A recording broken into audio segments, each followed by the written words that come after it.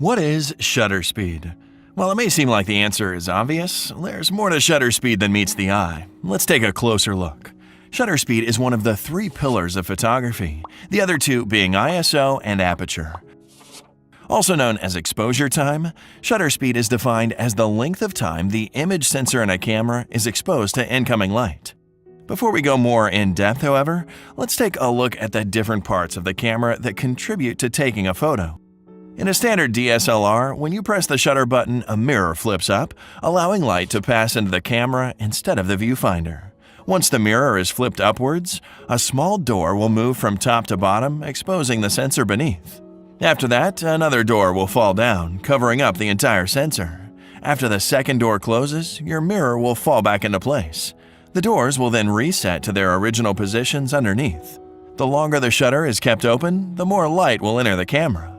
In auto mode, cameras will meter the scene and determine an adequate shutter speed to keep the picture from becoming either over or underexposed.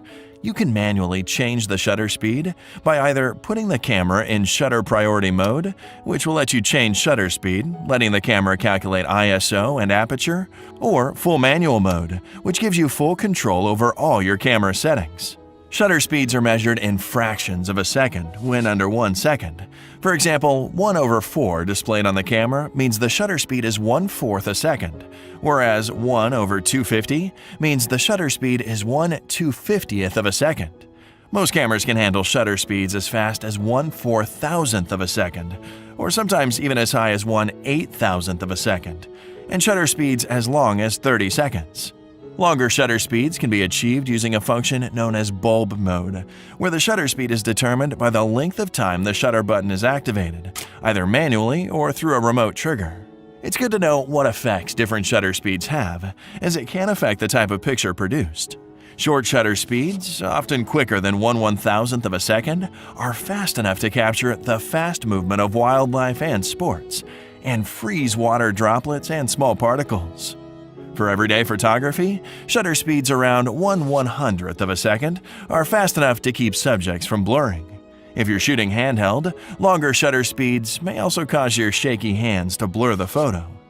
Newer lenses from most manufacturers have attempted to solve this problem by introducing vibration reduction technology into lenses to correct for minor shakes. Night photography will often utilize longer shutter speeds to capture as much light as possible.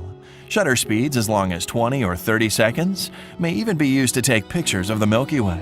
Knowing the principles of shutter speed will allow you to make better decisions about how you want your picture to look, whether you're freezing the action, creating a time warp effect, letting in little light, or as much as you can. Though it's a very basic concept of photography, it is no less important in making a fantastic photo.